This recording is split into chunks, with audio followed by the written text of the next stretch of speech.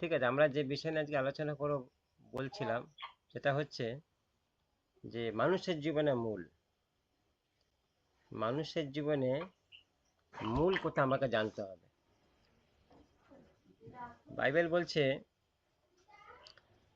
যে এই পৃথিবীর সবকিছু একটা শুরু আছে,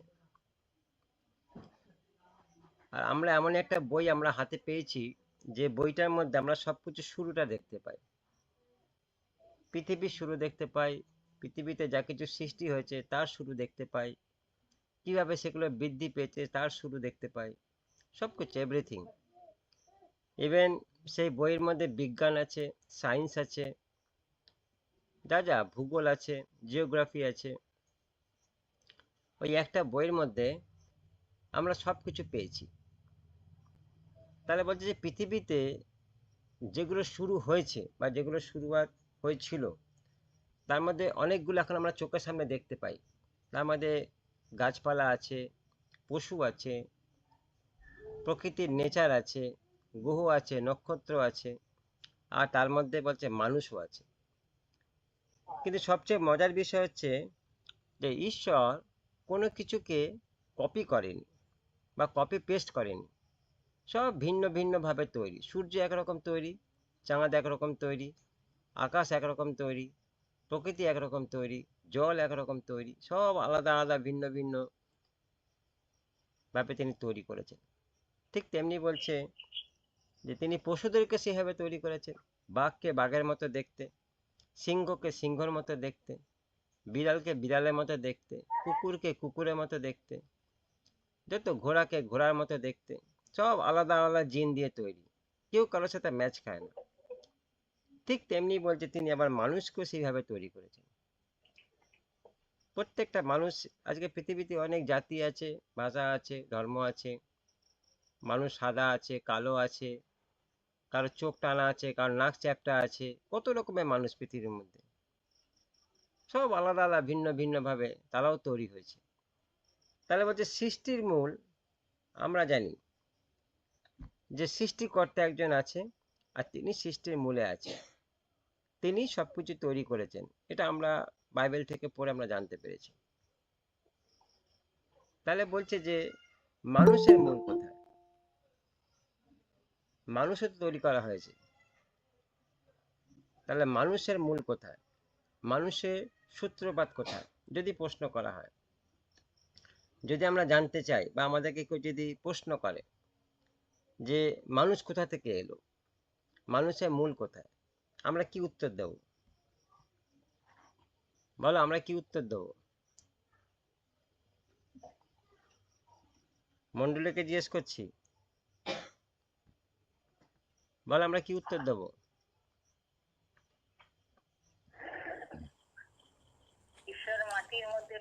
মানুষকে ঈশ্বর তৈরি করেছে, নিজের হ্যাঁ, তাহলে সাদৃশ্যে তৈরি করেছে। হ্যাঁ, তা মানুষের মূল কোথায়? মানুষকে ঈশ্বর নিজের সাদৃশ্যে তৈরি করেছে, কিন্তু তাহলে মানুষের মূলটা কোথায়? মানুষ কোথা থেকে বেরিয়েছে? মাটি থেকে। মাটি মাটি মাটি থেকে। ঈশ্বরতে। হ্যাঁ, মানুষকে মাটি দিয়ে তৈরি ঈশ্বর করা হইতে। হয়েছে, ঠিক কথা। ঈশ্বর ঈশ্বর মাটির হইতে, সৃষ্টি হ্যাঁ, করেছে। মানুষ ঈশ্বর থেকে বেরিয়েছে, ঈশ্বর হইতে, যেটা আলপনা বললো। অবশ্যই মানুষ মাটি দিয়ে তৈরি, কিন্তু বলছে যে মানুষ ঈশ্বর হইতে তৈরি। কেন? যদি প্রমাণ যদি কেউ চায় যে কি করে তুমি এই কথা বলতে পারো মানুষ ঈশ্বর থেকে তৈরি হয়েছে, তাহলে আমরা বলতে পারি মানুষের যা রূপ আছে ঈশ্বরের সে একই রূপ আছে। এটা আমাদের কাছে প্রমাণ। মানুষকে যেমন দেখতে ঈশ্বরকে তেমনি দেখতে, ঈশ্বরকে তো আলাদাভাবে কোনো কিছু দেখতে নয়। এটা হচ্ছে প্রমাণ যে মানুষ ঈশ্বরের মতো দেখতে, আর ঈশ্বরকে মানুষের মতো দেখতে। তাহলে বলছে মানুষের মূল হচ্ছে ঈশ্বর থেকে। একটা পথ পড়বো, আর তারপর আমরা আরো একটু গভীরে যাব বিষয়টাকে নিয়ে। দেখো, মতি 13 অধ্যায় 21 পদ বলছে, মতি 13 অধ্যায় 21 পদ বলছে, কিন্তু তাদের মধ্যে শিকড় ভালো করে বসে না বলে তারা অল্প সময়ের জন্য স্থির থাকে। তাদের মধ্যে শিকড় ভালো করে বসে না বলে তারা অল্প সময় জন্য স্থির থাকে। যখন সেই কথা জন্যে কষ্ট অত্যাচার আসে তখনই তারা পিছিয়ে যায়। তার মানে শিকড় বসে না মানে কি বলতে চাইছে? শিকড় বসে না মানে কোথায় শিকড় বসে না? মাটিতে ঠিক মজবুত ভাবে পোতা যায় না। মনে মনে মনে। তার মানে আমরা একটা দৃষ্টান্ত দেখেছিলাম মতি 13 অধ্যায়তে, যে এই যেখানে এই পথটা আমরা পড়ছিলাম, যে একজন চাষি বীজ বপন করতে বেরিয়েছে, আর লেখা আছে সেখানে কিছু কিছু বীজ কিছু কিছু জায়গা পড়লো, আর লেখা আছে সেই বীজের মধ্যে কি কি তার কাজ হলো বীজের মধ্যে, কিন্তু লেখা আছে যে উত্তম ভূমিতে যখন বীজ পড়লো আর সেই বীজ অঙ্কুরিত হলো। উত্তম ভূমিতে ভালো বীজ পড়লো, ভালো জমিতে যখন বীজ পড়লো তো ভালো ফল উৎপন্ন করলো, কিন্তু বাকি জমিগুলোর মধ্যে বলছে বীজ সেরকম কাজ করতে পারলো না। কেন করতে পারলো না? তাহলে বলছে শিকড় ঠিক মতো বসেনি। দেখুন, যে কোনো বীজ যখন মাটিতে পোতা হয় তখন বীজের একটা মূল থাকে।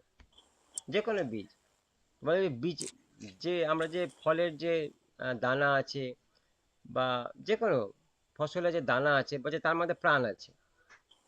যখন সেটাকে আমরা মাটিতে পুঁতি বলছে তখন তার মধ্যে থেকে অঙ্কুর হয়, বীজ অঙ্কুর হয়, তার মধ্যে থেকে একটা প্রাণ বেরোয়।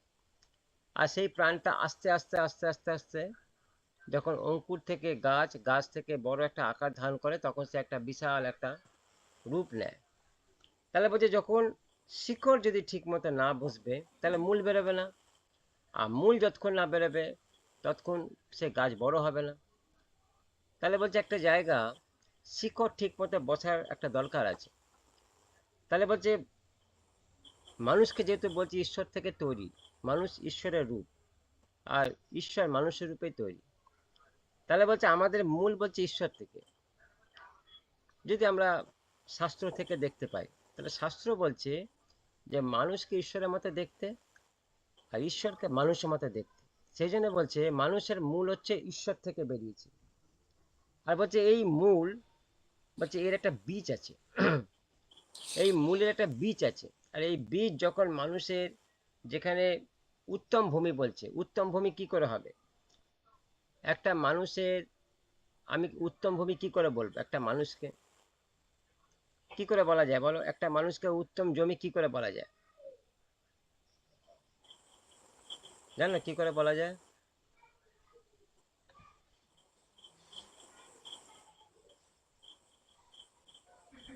গুণ দেখে। গুণ দেখে? ভালো করে শোনো, হিন্দিতে একটা কথা আছে, अगला का बात सुनकर जवाब देने में जो मजा है वो मजा पहले बोलने में नहीं है। এটা হিন্দু হিন্দু যারা তারাই কথা বলে, अगला का बात सुन के जवाब देने में जो मजा है वो मजा पहले बोलने में नहीं है। তার মানে কি বলতে জানো? বলছে যখনই কেউ কোনো কথা বলে কথাটা ভালো করে শোনো। তুমি যতক্ষণ তার কথা না শুনবে ততক্ষণ তুমি তার কথা উত্তর দিতে পারবে না। যে কোনো জায়গা, যে কোনো বিষয়, যখনই তোমাকে কেউ কোনো কথা বলছে আগে তুমি কথাটা ভালো করে শোনো, তবেই তুমি একটা জায়গা পিকচার ক্লিন করতে পারবে, উত্তরটা ঠিক করে দিতে পারবে। তুমি যদি তার কথা পুরো না শোনো তাহলে তুমি কি বলবে না বলবে ঠিক করতে পারবে না। তাহলে বলছে যে ঈশ্বরের বাক্য, বলছে ঈশ্বরের বাক্যকে যতক্ষণ তুমি ভালো করে না শুনবে বলছে ততক্ষণ তোমার জীবনে বিশ্বাস জন্মাবে না, ততক্ষণ তোমার জীবনের মধ্যে বিশ্বাস উৎপন্ন হবে না। এটাকে বলছে মূল, বিশ্বাসের মূল বলছে। বাইবেল বলছে ঈশ্বর সবকিছু বিশ্বাসের মধ্যে দিয়ে করেছে, বিশ্বাসকে বাদ দিয়ে কিচ্ছু করেনি। আর এই বিশ্বাস কোত্থেকে জন্মায়? বলছে শ্রবণ হইতে। যত ভালো করে আমরা শুনতে পারবো আমরা তত ভালো আমাদের বিশ্বাসে মজবুত হতে পারবো। শোনার উপর নির্ভর করছে। যদি আমি ঠিক করে না শুনি তাহলে আমার জীবনে বিশ্বাস মজবুত হচ্ছে না। বিশ্বাসে কোনো একটা জায়গা আমি একটু নড়বড়ে আছি। তাহলে সব সময়ের জন্যে যখনই, খালি এটা বিশ্বের বাক্য বলছি না, যখনই যে কোনো পরিস্থিতির মধ্যে যখন তুমি থাকবে আগে ভালো করে শোনো কি ঘটনা ঘটছে বা কি পরিবেশ ঘটছে বা কি হচ্ছে। যখন শুনবে তখন তুমি নিজে একটা আইডিয়া করতে পারবে। যদি ভালো করে না শুনি তাহলে আইডিয়া করতে পারবো না। তাহলে বলছে একটা মূল অলরেডি পৃথিবীতে দিয়ে দেওয়া হয়েছে প্রত্যেকটা মানুষের জন্য। বলছে যতজন তাকে বিশ্বাস করবে ততজনকে তিনি তার সন্তান আবার অধিকার দিয়েছেন। তাহলে বিশ্বাস আলাদা, বিশ্বাসের মূল আলাদা। বিশ্বাস তো আমরা নর্মালি একটা বিশ্বাস থাকেই আমাদের, কিন্তু বলছে বিশ্বাসের মূল যতক্ষণ না জন্মাবে ততক্ষণ সেই বিশ্বাসের কোনো ভ্যালু নেই। মানুষের বিশ্বাস আজ আছে কালকে নাও থাকতে পারে, আজকে ভালো কালকে কালো হতেই পারে, এটা মানুষের বিশ্বাস। কিন্তু যদি ওই বিশ্বাসের মূলটা জন্ম হয়ে যায় তাহলে বিশ্বাস অটুট থেকে যাবে, কারণ অলরেডি প্রাণ প্রাণ বেরিয়ে গেছে। এবার সেই প্রাণটা আস্তে আস্তে আস্তে আস্তে আস্তে আস্তে সে একটা আকার নেবে, একটা বৃক্ষের আকার নেবে। আর এই বিশ্বাসে তখন আস্তে আস্তে বিশ্বাসটা বড় হবে। কিন্তু যদি মূল না জন্মায় তাহলে বিশ্বাস কি করে হবে? সেই জন্য বলছে শিকড় বলছে বসছে না। তার মানে ওই মূলটাকে বলছে কেউ উৎপন্ন করতে দিচ্ছে না, বা ওই মূলটাকে কেউ অঙ্কুরিত হতে দিচ্ছে না। সেটা মানুষ নিজেও হতে পারে, বা মানুষের ভিতরে যেটা পুরাতন স্বভাব আছে সেটা হতে পারে, বা মানুষের মধ্যে মন্দ কালচার আছে সেটা হতে পারে, বা মানুষের মধ্যে জগতের অনেক কিছু জিনিস আছে সেটা ঢুকে বসে আছে সেটাও হতে পারে। অনেক কিছু আছে যে মানুষকে সত্য জানার জন্য আটকায়, মানুষকে আলোর পথে যাওয়ার জন্য আটকায়, মানুষকে পরিত্রাণ পাওয়ার জন্য আটকায়, মানুষকে উদ্ধার পাওয়ার জন্য আটকায়, মানুষকে অনন্ত জীবন পাওয়ার জন্য আটকায়। অনেক কিছু আছে পৃথিবীতে। বলছে অক্টোপাসের মতন মানুষের জীবনকে সব পেঁচিয়ে রেখে দিয়েছে। অক্টোপাস দেখেছি আমরা, সমুদ্রের নিচে থাকে। বলছে অনেক তার শেকড় আছে। বলছে তুমি একটা থেকে বেরোবে আর একটা তোমাকে সে ধরবে। ঠিক তেমনি মানুষের জীবনে জগতের মধ্যে অনেক কিছু ফেলা আছে। মানুষ একটা থেকে বেরোচ্ছে আর একটা জয়েন্ট হয়ে যাচ্ছে, আর একটা থেকে বেরোচ্ছে আর একটা জয়েন্ট হয়ে যাচ্ছে, আর এইভাবেই চলছে। দেখতে দেখতে বয়স হয়ে যাচ্ছে, আর একটা দিন সে পৃথিবী ছেড়ে চলে যাচ্ছে। আর চলে যাবার পর তখন একটা জায়গায় মানুষের একটা অনুশোচনা হচ্ছে যে হায় হায় আমি কি করলাম। এতদিন যেটা আমি ভালো ভাবতাম, এতদিন যেটাকে আমি মানে আমার জীবনে সবকিছু মনে করতাম, সেটাই আমার জীবনে সবকিছু খারাপ ছিল, ওটা ভালো ছিল না। তাহলে বলছে এর জন্যে বলছে আমাদের জীবনে একটা মূল তার অঙ্কুরিত হওয়া দরকার আছে। আর সেটা বলছে ঈশ্বর থেকে আসে, আর সেটা তৈরি হয় বিশ্বাস থেকে, আর বিশ্বাস আসে শ্রবণ থেকে। যত ভালো করে, আমি বারে বারে বলছি, যত ভালো করে আপনি বাক্য শুনতে পারবেন তত বেশি বা তত সুন্দর করে আপনার বিশ্বাসে বড় হতে পারবেন। শোনার উপর নির্ভর করছে। দেখো যীশু খ্রিস্ট এক জায়গায় স্টেটমেন্ট দিচ্ছে, যোহন 15 অধ্যায় 5 থেকে 7 পদ। যীশু খ্রিস্ট নিজে একটা স্টেটমেন্ট দিচ্ছে, যোহন 15 অধ্যায় 5 থেকে 7 পদ বলছে, আমি আঙ্গুর গাছ, বলছে আমি আঙ্গুর গাছ আর তোমরা তার ডালপালা। তার মানে তিনি নিজেকে বলছেন মেন, আর বাকি যারা আছে তাদেরকে বলছে ডালপালা, শাখা পোশাকা। যদি কেউ, এবার বলছে যদি কেউ আমার মধ্যে থাকে এবং আমি তার মধ্যে থাকি তবে তার জীবনে অনেক ফল ধরে। জীবনে বলছে, যদি কি একটা শর্ত, একটা কন্ডিশন আছে, যদি থাকতে পারো নাও থাকতে পারো। যদি থাকে, আর যদি আমি তাতে থাকি, মানে এরকম না যে আমি খালি আছি, এরকম না, উভয় পক্ষে হবে। খেলা দুপক্ষের হয়, খেলা তো এক পক্ষের হয় না। দেখেছি কোনদিন আমরা এক পক্ষ বল নিয়ে দৌড়াচ্ছে, এক পক্ষ চুপচাপ দাঁড়িয়ে আছে? দেখেছি মাঠে কোনো দিন? বা এক পক্ষ বল করছে, এক পক্ষ ব্যাট নিয়ে চুপচাপ দাঁড়িয়ে আছে? না, এরকম না, দুই পক্ষের অবদান থাকবে। এখানেও সেম, ঈশ্বরের দিক থেকে যা কাজ করা করে দিয়েছে। মানুষকে বলছে তার মধ্যে ঢুকতে, মানুষকে বলছে সেটাকে বিশ্বাস করতে, আর মানুষকে বলছে সেটাকে টেস্ট করে চেখে দেখতে। দেখো না একবার, ঈশ্বর তোমার জন্য একটা উত্তম পরিকল্পনা করেছে, তুমি একবার দেখবে না? তোমার জন্যই করেছে, সারা পৃথিবীর লোকের কথা বাদ দাও, ইন্ডিভিজুয়াল ব্যক্তিগত তোমার জন্য করেছে, তো তুমি কি একবার টেস্ট করে দেখবে না? যদি না দেখে থাকো, তাহলে আমি বলবো সব থেকে বোকা লোক পৃথিবীতে তুমি। এটা প্রত্যেক মানুষের জন্য আছে, একবার চেখে দেখো না। আরে স্বীকার করবে না পরের ব্যাপার, মানবে না পরের ব্যাপার, ভালোবাসবে না পরের ব্যাপার, কিন্তু একবার চেখে তো দেখো ফলটা কিরকম, টক না মিষ্টি না ঝাল না তেতো, দেখতেই তো পারো। যীশু খ্রিস্টের যে ফলটা আছে, যীশু খ্রিস্টের যে নামটা আছে, এখানে বলছে তার মধ্যে অনেক ফল ধরে। তাহলে যীশু খ্রিস্টের যে নামটা আছে, আমি যদি তাকে একটা ফলই মনে করি, তাহলে একবার চেখে দেখতে অসুবিধা কি আছে? আমরা তো কত ফল সিজনে ওঠে, প্রতি সিজনে তো নতুন নতুন ফল ওঠে, সবই ফল আমরা খাই মোটামুটি। আমি আজকে একটা ফল খেলাম, ড্রাগন ফল। আমাদের বোন অন্নপূর্ণা কেটে দিল ড্রাগন ফল, এখানে এসলেই ফলটা খাওয়া যায়, কলকাতা পাওয়া যায় না, আর পাওয়া গেলে প্রচুর দাম। তা ভাল লাগলো, খেলাম ফলটা, খেলাম ভাল লাগলো। তাহলে একটা জায়গা চেখে একটা জায়গা দরকার আছে, আপনাকে একবার চাখতে হবে, টেস্ট করতেই হবে। এতে আপনার কিছু ক্ষতি হবে না, এতে আপনার কিচ্ছু ক্ষতি হবে না, বরঞ্চ এতে আপনার মঙ্গল হবে। বাইবেল বলছে যে পৃথিবীতে এমন কোনো ব্যক্তি থাকবে না যে এটা বলতে পারবে না যে আমি যীশু খ্রিস্টকে চিনি না। এই সুযোগটা ঈশ্বর কাউকে দেবে না, এই সুযোগটা ঈশ্বর কাউকে দেবে না। প্রত্যেকটা ব্যক্তি একদিন নিজে বলবে আমি যীশু খ্রিস্টকে চিনি। বলছে প্রত্যেক জানু নত হবে আর প্রত্যেক জিহ্বা স্বীকার করবে। আসছে সেই দিন, সারা পৃথিবী কাঁপবে এই একটা নামে। বলে অলরেডি সেদিকেই যাচ্ছে আস্তে আস্তে পৃথিবী। সবাই তো পৃথিবীর খোঁজ খবর নেয় না, সবাই নিজের সংসার, গ্রাম, জেলা, শহর এই নিয়ে ব্যস্ত আছে। পৃথিবীর খোঁজ খবর নেওয়ার দরকার আছে, পৃথিবীতে কি চলছে একবার খোঁজ খবর নিয়ে দেখো। মানে সারা পৃথিবী তোলপাড় হচ্ছে ওই জায়গা আসার জন্য, তৈরি হচ্ছে, প্রস্তুত হচ্ছে মন্ডলী। তাহলে বলছে একবার চেখে দেখো, চেখে দেখার দরকার আছে। এখানে বলছে যিশু বলছে যদি আমি তোমাতে থাকি তুমি আমাতে থাকো, তবে তোমার মধ্যে ফল থাকবে, তোমার জীবনে ফল ধরবে। কারণ আমি বড় গাছ, তুমি ছোট গাছ, তুমি এখনো ফল ধরার মতো জায়গায় যাওনি, কিন্তু ফল ধরবে কখন?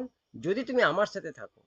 তুমি একদিন বড় হবে, তুমি যখন আবার আমার মতো হবে, তখন তোমার মধ্যে সেই ফল দেখা যাবে। এখন তুমি ছোট আছো, আর এটা কি করে হবে? যত তুমি বিশ্বাসে মজবুত হবে, যত তুমি বিশ্বাসে বড় হবে, তখন ছোট ছোট ছোট ছোট ফল তোমার জীবনে দেখা যাবে, আর সেই ফল একদিন বড় হয়ে একদম পোক্ত হয়ে যাবে। শপথ বলছে যদি কেউ আমার মধ্যে না থাকে, যদি থাকে তাহলে ফল দেখা যাবে, আর যদি না থাকে তবে কাটা ডালের মতো তাকে বাইরে ফেলে দেওয়া হয়, তা শুকিয়ে যায়। তখন সেই ডালগুলো কুড়িয়ে আগুনে ফেলে দেওয়া হয় এবং সেগুলো পুড়ে যায়। তার মানে বলছে যে গাছে প্রাণ নেই, যে গাছে জীবন নেই, যে গাছে ফল নেই, বলছে সেই গাছ একদিন শুকিয়ে যায়, মরে যায় যেটাকে বলা হয়। আর বলছে সেই কাঠগুলো কি হয়? বলে মানুষ কেটে জ্বালানির কাজে লাগায়। বলছে বাইবেলের মধ্যে গাছকে মানুষের সঙ্গে তুলনা করা হয়েছে, বাইবেলের মধ্যে বৃক্ষকে বলছে মানুষের সাথে তুলনা করা হয়েছে। অনেক জায়গায় উদাহরণ আছে, জিএসকেলে আছে, অনেক জায়গায় উদাহরণ আছে যে একটা গাছকে মানুষের সাথে তুলনা করা হয়েছে। সাত পদ বলছে যদি তোমরা আমার মধ্যে থাকো আর আমার কথাগুলো তোমাদের অন্তরে থাকে, তবে তোমরা যা ইচ্ছা তাই চেয়েও তোমাদের জন্য তা করা হবে। যা ইচ্ছা তাই চেয়েও মানে মানে নিজের মতো করে নয়, ওখানে প্রথমেই বলে দিয়েছে যদি আমি তোমার মধ্যে থাকি আর তুমি যদি আমার মধ্যে থাকো, তাহলে ফল দেখতে পাওয়া যাবে। তাহলে যিশু যদি তোমার জীবনে থাকে, তাহলে তুমি যা ইচ্ছা তাই চাইতে পারো না, তোমার জীবনের মধ্যে এটা আসবে না। তাহলে যেটা চাইবে সেটা প্রিন্সিপাল, ঈশ্বরের প্রিন্সিপালের দিক থেকেই চাইবে, তবে বলছে তোমার জন্য তা করা যাবে। দেখুন কি একটা অথরিটি দিয়েছে, কি একটা অধিকার দিয়েছে। আর এই পৃথিবীর মধ্যেই বলছে এটা হবে, পৃথিবীর বাইরে আপনাকে গিয়ে এটা পাবেন না, পৃথিবীর মধ্যেই আপনি এটা পাবেন। ঈশ্বর আপনাকে সেই জায়গায় নিয়ে আসতে চাইছে, ঈশ্বর আপনাকে সেই জায়গায় দেখতে চাইছে। খালি একটা জিনিস আপনাকে জানতে হবে, আপনার জীবনের মূল যেখান থেকে আপনার শুরু হয়েছে আপনি ওই জায়গাটাকে ধরার চেষ্টা করুন। যদি ওই জায়গাটা আপনি একবার পয়েন্ট আউট করতে পেরেছেন যে আমার জীবনে মূল প্রভুর সাথে কানেক্টেড করা আছে, আমি ওখানকার একটা অংশ, আমি ওনারই শরীরের একটা অংশ, তবেই আপনার জীবনের মধ্যে একটা সাহস আসবে, একটা বিশ্বাস আসবে, একটা অধিকার আসবে। আর নচেত আপনি মানুষের মতোই সারা জীবন থেকে যাবেন, রক্তে মাংসের শরীর। আমি স্বর্ণকার বংশের ছেলে, আমার বাবার নাম এই, আমার বংশ পরিচয় এই, আমার 3 পুরুষের নাম এই, আমার 4 পুরুষ, এই করে করে সারা জীবন কেটে যাবে। বলছে না, পৃথিবীতে আসতে গেলে একটা পরিচয় আপনার লাগে, ওটা তো আপনাকে নিতেই হবে। বিনা পরিচয় আপনি পৃথিবী থাকতে পারবেন না। বিনা পরিচয় মানে মানুষ আপনাকে অন্যরকম ভাবে দেখবে, সেটা শুনতে ভালো লাগে না। সেই জন্য ঈশ্বর একটা সিস্টেম করেছে, পৃথিবীতে একটা মা বাবার মধ্যে থেকে সন্তান রেখে পৃথিবীতে নিয়ে আসে। এটা একটা সিস্টেম, এটা দরকার আছে। তাহলে বলছে এটা আপনার পরিচয় না, আপনার আসল পরিচয় হচ্ছে আপনি কোথা থেকে এসছেন। পৃথিবীতে একটা একটা পরিচয় আপনার আছে, কিন্তু এই পরিচয় কতদিন? যতদিন বেঁচে আছেন ততদিন, যতদিন আপনার প্রাণ আছে ততদিন। যদি মরে যান তখন কি আর পরিচয় থাকবে? তখন কি এই সম্পর্ক থাকবে? 1 মাস 2 মাস 3 মাস মনে রাখে মানুষ, তারপর সব ভুলে যায়। কে কার ছেলে, কে কার মেয়ে, কে কার বাবা, কে কার মা।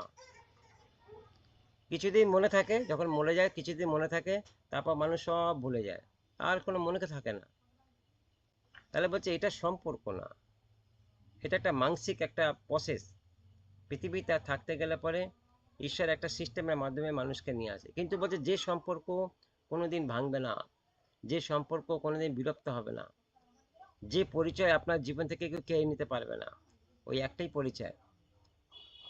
ঈশ্বর আপনাকে পৃথিবীতে কোনো নর-নারীর মধ্যে থেকে, কোনো মা বাবার মধ্যে থেকে পৃথিবীতে পাঠিয়েছে আপনাকে একটাই জিনিস, যেন তার পরিচয় আপনি পৃথিবীতে এসে মানুষের কাছে প্রকাশিত করতে পারেন। এটাই ছিল আদমকে তৈরি করার উদ্দেশ্য, পৃথিবীর প্রথম মানুষ। কিন্তু বলছে যত দিন গেছে মানুষ জ্ঞান বৃক্ষের ফল খেয়ে জ্ঞানী হয়ে গিয়ে আর মানুষ নিজের মতো করে অনেক কিছু ভাবনা চিন্তা করা শুরু করেছে। আর এটা করতে করতে করতে করতে আজকে আমরা 2024 এসে হাজির হয়েছি। অনেক কিছু পরিবর্তন হয়েছে, আর সব মানুষ করেছে, মানুষকে বাদ দিয়ে কিচ্ছু হয়নি। অনেক কিছু তৈরি হয়েছে, সেটাও মানুষ করেছে। কিন্তু বলছে এই সব কিছুর মূলে কে আছে? বলছে ঈশ্বর আছে। যদি মানুষ জ্ঞান বৃক্ষের ফল না খেত তাহলে মানুষ জ্ঞানী কি করে হতো? হতো জ্ঞানী হতো? তাহলে জ্ঞানী হয়ে গিয়ে আজকে যদি মানুষ বলে যে আমি ঈশ্বরের উপরে, তাহলে কি করে হবে? এটা কখনো সম্ভব? এটা কখনো সম্ভব না। তাহলে এখানে বলছে শিকড় ভালো করে বসে না। তাহলে শিকড় কখন ভালো করে বসে না যদি প্রশ্ন করা হয়? শিকড় কখন ভালো করে বসে না? আমরা ঈশ্বরকে কিসের মধ্যে দিয়ে পাই যদি প্রশ্ন করা হয়? বাইবেল একটা কথা বলছে, আমরা ঈশ্বরকে বিশ্বাসের মধ্যে দিয়ে পাই। শ্রবণ ভালো করে শুনি, আর তার মধ্যে থেকে বিশ্বাস আসে, আর সেই বিশ্বাসের মধ্যে থেকে আমরা ধীরে ধীরে ধীরে ধীরে ঈশ্বরের কাছে বা ঈশ্বরের কাছে জিনিসগুলো জানতে পারি। দেখো গালাতিয়া 5:6 গালাতীয় 5:6 বলছে, কারণ যারা খ্রিস্ট যিশু, যারা বলছে, সবার কথা বলছে না, কারণ যারা খ্রিস্ট যিশু, তাদের কাছে সুন্নত করা বা না করার কোনো দাম নেই। সেটা আগে পুরাতন নিয়ম, একটা নিয়ম ছিল, যেটা ঈশ্বর বলেছিল আব্রাহামের বংশের মধ্যে থেকে, ওটা করা না করা নতুন নিয়ম, ওগুলো চলে না, বন্ধ। বরং যে বিশ্বাস ভালোবাসার মধ্যে দিয়ে কাজ করে, সেই বিশ্বাসই আসল জিনিস। তাহলে বলছে এখন বিশ্বাসের মধ্যে থেকে ঈশ্বর তোমার জীবনে নিজের পরিচয় দিতে চাইছে, আর তার মধ্যে প্রেম আছে বলছে, ভালোবাসার মধ্যে দিয়ে কাজ করে, সেই বিশ্বাস। আবার হিব্রীয় 10:35-39 দেখো, হিব্রীয় 10:35-39 বলছে, সেই জন্যে তোমরা সাহস হারিও না। মণ্ডলীকে বলছে তোমরা সাহস হারিও না, কারণ এর পুরস্কার খুব মহৎ। যদি তুমি বিশ্বাসে বীর হতে পারো, যদি তুমি বিশ্বাসে স্থির থাকো, অটুট থাকো, তাহলে এর পুরস্কার মহৎ। বলছে 36 বলছে, তোমাদের স্থির থাকা দরকার, যাতে ঈশ্বরের ইচ্ছা মতো কাজ করবার পরে ঈশ্বর যা দিতে প্রতিজ্ঞা করেছেন তা তোমরা পাও। 100%। ঈশ্বর যেটা বলেছেন আর তিনি সেটা অক্ষরে অক্ষরে পালন করবেন। আর ঈশ্বর চাইছে যে তোমরা এটা পাও। 37 পদ বলছে, কারণ ঈশ্বরের কথা মতন যারা আসবার কথা আছে তিনি খুব অল্প দিনের মধ্যে আসবেন, দেরি করবেন না। তার মানে বলছে যীশু খ্রিস্ট তিনি দ্বিতীয়বার আসবেন তার লোকেদের নিয়ে যাওয়ার জন্য, যেটাকে বলছে র্যাপচার। অনেকে এটাকে কাল্পনিক গল্প মনে করে, অনেকে এটাকে একটা ঐতিহাসিক গল্প মনে করে, রূপকথার গল্প। হ্যাঁ, এটা কখনো হয় নাকি? যীশু খ্রিস্ট পৃথিবীতে আসবে মানুষকে নিতে, ঈশ্বর পৃথিবীতে আসবে মানুষকে নিতে, এটা কখনো হয়? কখনই হয় না। অনেকে এটাকে বিশ্বাসই করতে চায় না। কিন্তু প্রভুকে ধন্যবাদ যে প্রভু এটা আমাদের কাছে প্রকাশ করেছে, আর যে ভাই বোন প্রভুকে জেনেছে তার কাছে প্রকাশিত হয়েছে। এখনো যাদের কাছে প্রকাশিত হয়নি তাদের কাছে এটা গল্প হয়েই রয়ে গেছে। কিন্তু একটা দিন তারা সত্যি দেখবে, একটা দিন ঘটবে এরকম, পৃথিবীর বুক থেকে কয়েক কোটি লোক উধাও হয়ে যাবে 1 সেকেন্ডের মধ্যে। 1 সেকেন্ডের মধ্যে কয়েক কোটি লোক উধাও হয়ে যাবে। তার মধ্যে কারো ছেলে আছে, কারো বাবা আছে, কারো মা আছে, কারো ভাই আছে, কারো বোন আছে, চলে যাবে সারা পৃথিবী থেকে। খালি আমাদের ওয়েস্ট বেঙ্গল না, সারা পৃথিবীর কথা বলছি। একদিনে যাবে, একদিনে, কয়েক সেকেন্ডের মধ্যে। আর মিডিয়া, মানুষ, তারা পাগলের মতো দৌড়াবে তাদের নিজের পরিজনকে খোঁজার জন্য, নিজে সেই লোকেদেরকে দেখার জন্য, কিন্তু দেখতে পাবে না, কারণ ঈশ্বর তার লোকেদের নিয়ে চলে গেছে, আর তারা কোনদিন ফিরে আসবে না। তাহলে বলছে একটা দিন ঘটবে এটা। এখানে বলছে 37 পদ, কারণ ঈশ্বরের কথা মতন যার আসবার কথা আছে তিনি খুব অল্প দিনের মধ্যে আসবেন, দেরি করবেন না। 38 পদ বলছে, আর যে লোককে আমি নির্দোষ বলে গ্রহণ করেছি সে বিশ্বাস দ্বারা জীবন পাবে। কিসের দ্বারা? বিশ্বাস দ্বারা। বিশ্বাসের মূল বলছে। কিন্তু কেউ যদি ফিরে যায় তবে তার উপর আমি সন্তুষ্ট হব না। কেউ যদি আমাকে ত্যাগ করে চলে যায় সন্তুষ্ট হব না। ঈশ্বর চাইছে না এটা। সত্যের বাক্য শোনার পর, সত্য জানার পর কেউ যদি ফিরে যায়, ঈশ্বর চাইছে না এটা। 39 পদ বলছে, যারা ফিরে গিয়ে ধ্বংস হয় আমরা তো সেই দলের নই, যারা বিশ্বাস করে উদ্ধার পায় আমরা সেই দলেরই। দেখো বলে দিয়েছে আমরা আমরা কি ধরনের লোক। তাহলে বলছে যে বিশ্বাসের মূল, এই জায়গাটা আমাদেরকে একটু সিরিয়াস হতে হবে। আমাদের একটা মূল আছে, আর সেই মূল ঈশ্বর থেকে তৈরি হয়েছে, আমরা ওখান থেকে এসেছি। বিশ্বাস করো, বিশ্বাস করতে শেখো। হতে পারে আমাদের একটা বংশ পরিচয় আছে, আমার একটা মা আছে, বাবা আছে, তার দেখাশোনা করা আমার দায়িত্ব আছে, তার কথা শোনা আমার দায়িত্ব আছে, তার তদারকি করা আমার দায়িত্ব আছে। কিন্তু আমাকে এটাও মনে রাখতে হবে যে আমি একদিন এখানে সারা জীবন থাকবো না, আমাকে এখানে মরতে হবে। আমি মরার পর আমার একটা জায়গা আছে যাব, আর সেটা কোথায়? না, আমি যেখান থেকে এসেছি আমি সেখানেই চলে যাব। যে আত্মা আমাকে দিয়ে পাঠানো হয়েছিল পৃথিবীতে, সেই আত্মাটা সেখানেই চলে যাবে। ঈশ্বরের আত্মা বলছে ঈশ্বর নিয়ে নেবে। তাহলে বলছে একদিন সবাইকে সেই ঈশ্বরের কাছে গিয়ে দাঁড়াতে হবে, কেউ পার পাবে না, কেউ না। এই পৃথিবীতে যত লোক জন্ম নিয়েছে, ঋষি, মহাঋষি, জ্ঞানী, মহাজ্ঞানী যত আছে, যারা মানুষ রূপে জন্ম নিয়েছে, নারী পুরুষের সংস্পর্শে জন্ম নিয়েছে, বলছে প্রত্যেককে একদিন ওই ঈশ্বরের কাছে গিয়ে দাঁড়াতে হবে, প্রত্যেককে, কেউ অস্বীকার করতে পারে না। দেখো হিব্রুয় 3:17 পদ বলছে, হিব্রুয় 3:17 পদ বলছে, আর বিশ্বাসের মধ্যে দিয়ে খ্রিস্ট তোমাদের অন্তরে পরিপূর্ণভাবে অধিকার করেন। বিশ্বাসের, আবার দেখো বালে বালে একটা কথায় জোর দিচ্ছে, বিশ্বাসের মূল যতক্ষণ না জন্মাবে ততক্ষণ তুমি তোমার উদ্দেশ্য জানতে পাবে না, ততক্ষণ তুমি তোমার আসল উদ্দেশ্য, আসল পরিচয় জানতে পারবে না। বিশ্বাসের মূল বলছে। আর যেই মূলটা অঙ্কুরিত হবে তখনই তার মধ্যে প্রাণ অ্যাক্টিভ হয়ে যাবে। আর বলছি ওই প্রাণটাকে বাঁচাবার জন্য ঈশ্বর 100% তার সব শুধু লাগিয়ে দেবে ওই প্রাণটাকে বাঁচাবার জন্য। কারণ এক একটা প্রাণ বলছে ঈশ্বরের কাছে অনেক মূল্যবান। আর বলছে এটা বিশ্বাস থেকে তৈরি হয়। বলছে আর বিশ্বাসের মধ্যে দিয়ে খ্রিস্ট তোমাদের অন্তরে পরিপূর্ণ অধিকার করেন। আমি আরো প্রার্থনা করি যেন খ্রিস্টের প্রেমের মধ্যে তোমরা গভীরভাবে ডুবে গিয়ে স্থির হও। তার মানে ঈশ্বরকে জানার জন্য তোমরা প্রাণপণ চেষ্টা করো। গভীরভাবে ডুব মানে প্রাণপণ চেষ্টা করা ঈশ্বরকে জানার জন্য।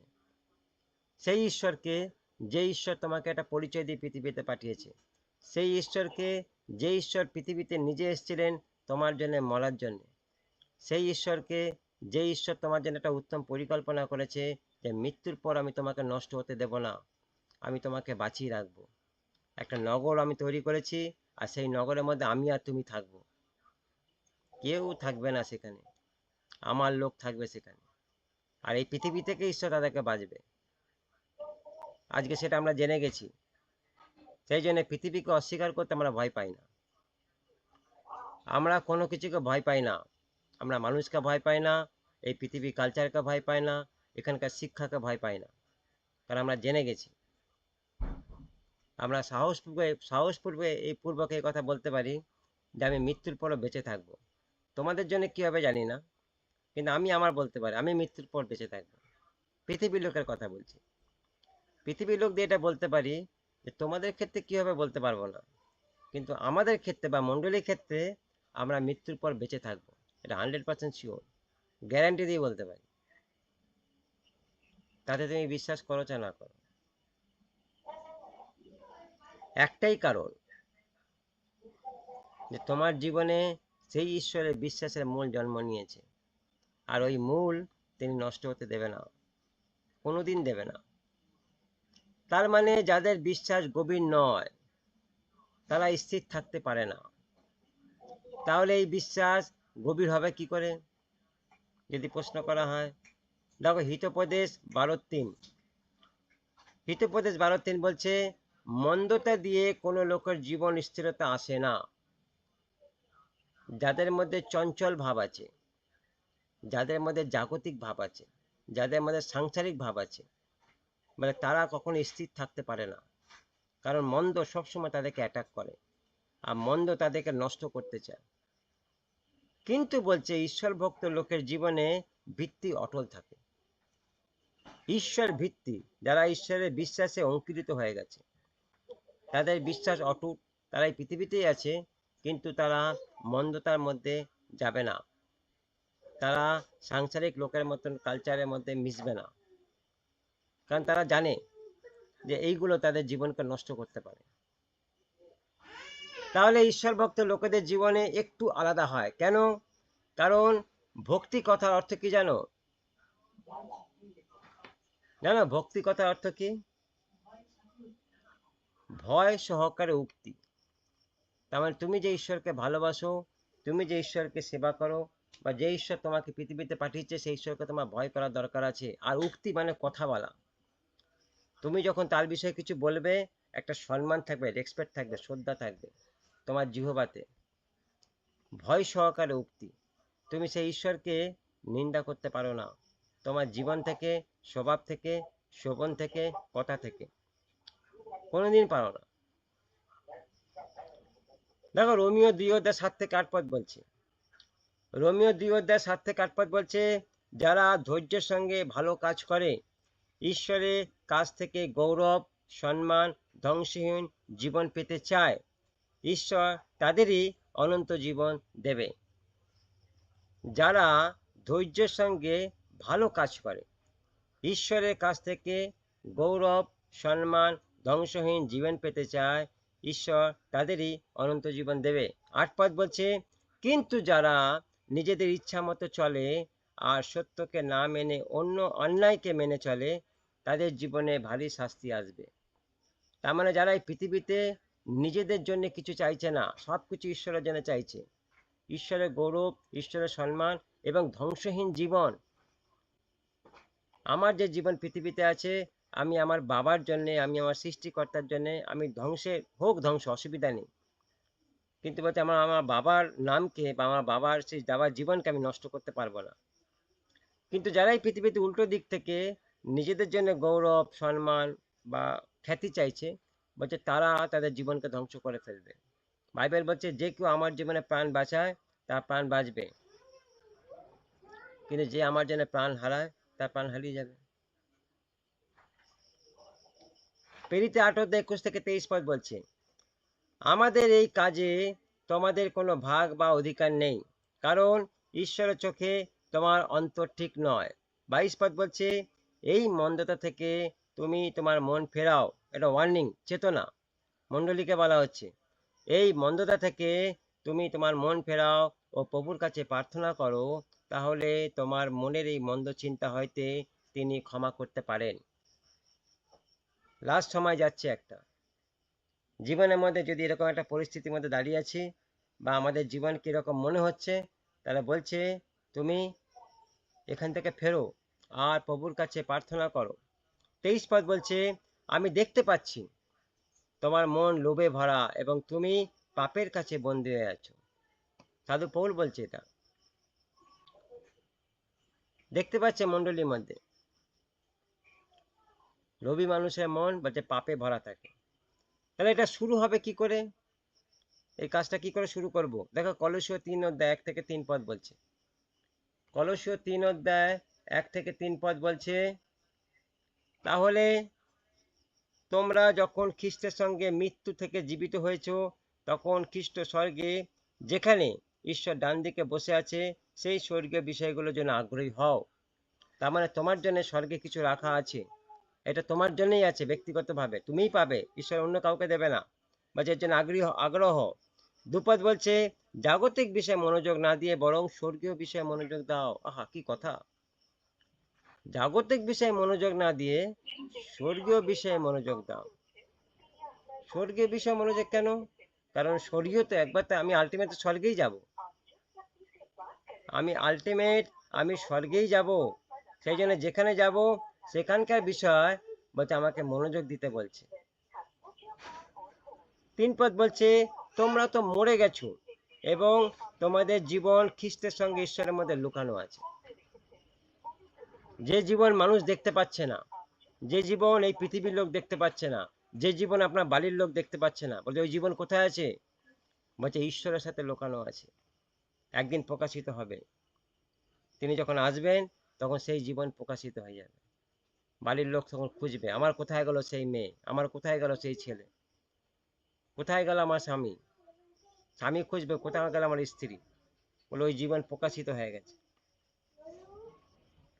তাহলে কারা আজকে এই মূল নষ্ট করছে? যদি প্রশ্ন করা হয়, কারা আজকে এই মূল নষ্ট করছে? দেখো গালাতিয়া 6:12 পদ, গালাতিয়া 6:12 পদ বলছে, যারা বাইরে নিজেদের ভালো দেখাতে চায় তারাই সুন্নত করবার জন্য তোমাদের বাধ্য করার চেষ্টা করছে।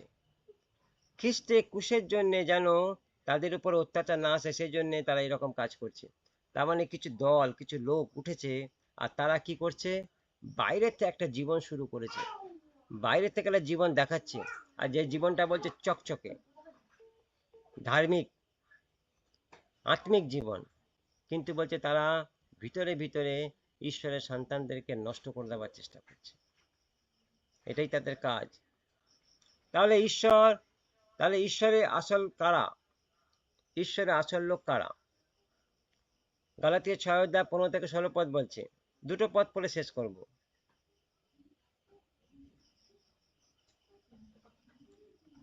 গালাতিয়া 6:15-16 পদ বলছে, সুন্নত কারণে বা না কারণে কোনো দাম নেই, খ্রিস্টের মধ্যে দিয়ে নতুন সৃষ্টি হয়ে ওঠা হলোই বড় কথা।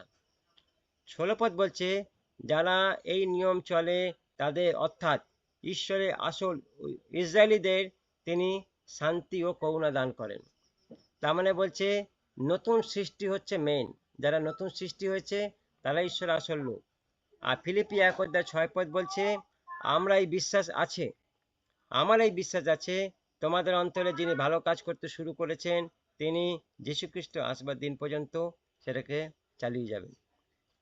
আলটিমেট বলছে আমাদের জীবনে মেইন যে